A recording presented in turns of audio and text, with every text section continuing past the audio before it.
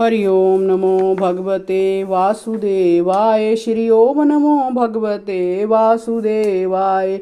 उस मंडप में कुछ ऊंचाई पर 7 विशाल लोकों की कल्पना करें और उनमें बिरकत ब्राह्मणों को बुला बुलाकर बिठाएं। आगे की और उनके लिए वहां यथोचित आसन तैयार करें। इनके पीछे भक्ता के लिए भी एक दिव्य सिंहासन का प्रबंध करें। यदि भक्ता का मुख उत्तर की ओर रहे तो श्रोता पूर्व मुख विमुख होकर बैठें, और यदि भक्ता पूर्व विमुख रहें तो श्रोता को उत्तर की ओर मुख करके बैठना चाहिए, अथवा भक्ता और श्रोता को पूर्व मुख होकर बैठना चाहिए। देश काल आदि को जानने वाले महानुभावों ने श्रोता के लिए ऐसा ही नियम बताया है, जो वेद शास्त्र की स्पष्ट व्याख्या करने में समर्थ हो, तरह तरह के दृष्टांत दे सकता हो तथा विवेकी और अत्यंत निष्प्रय हो। ऐसे बिरकत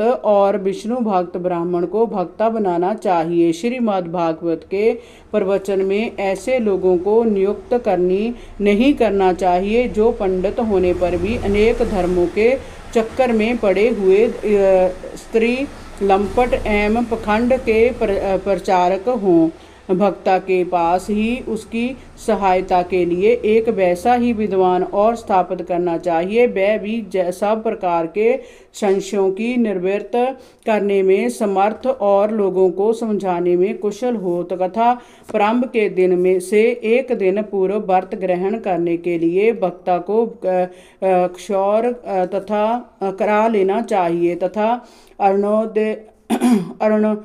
अरुणोदय के समय चौथ से निवृत्त होकर अच्छी तरह स्नान करे और संध्या आदि अपने नित्य कर्मों को संक्षेप से समाप्त करे। कथा के विघ्नों की निवृत्ति के लिए गणेश जी का पूजन करें।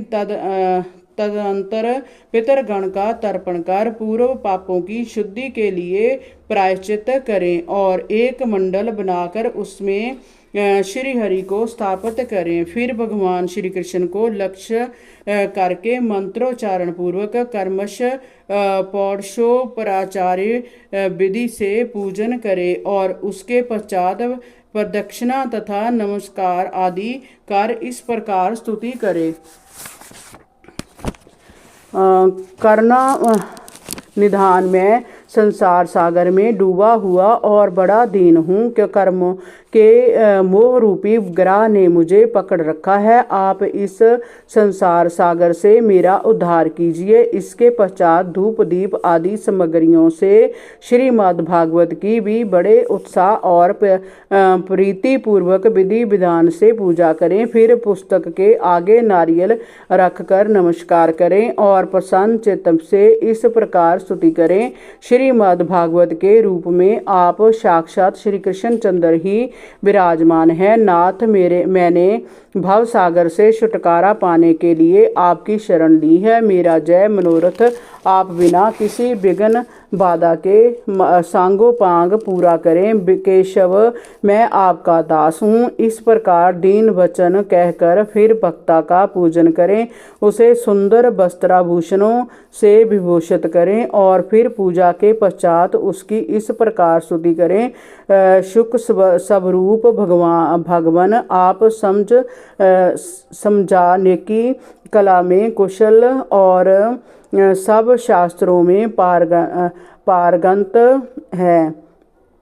कृपया इस कथा को प्रकाशित करके मेरा अज्ञान दूर करो।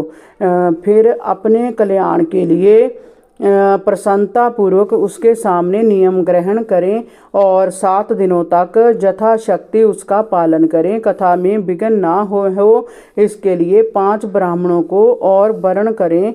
वह 12 अक्षर मंत्र द्वारा भगवान के नामों का जप करें। फिर ब्राह्मण अन्य विष्णु भक्त एवं कीर्तन करने वालों को नमस्कार करके उनकी पूजा करें और उनकी आज्ञा पाकर स्वयं भी आसन पर बैठ जाएं। जो पुरुष लोक संपत्ति, धन, घर और पुत्र आदि की चिंता छोड़कर शुद्ध चित्त से केवल कथा में ही ध्यान रखता है, उसे इसके श्रवण का उत्तम फल मिलता है। बुद्धिमान भक्तों को चाहिए कि सूर्योदय से कथा आरंभ करके 3:30 पहर तक मध्यम स्वर से अच्छी तरह कथा वाँचे। दोपहर के समय 2 घड़ी तक कथा बंद रखें। उस समय कथा के प्रसंग के अनुसार वैष्णवों को भगवान के गुणों का कीर्तन करना चाहिए, व्यर्थ बातें नहीं करनी चाहिए। हरि ओम नमो भगवते वासुदेवाय। श्री ओम नमो भगवते वासुदेवाय।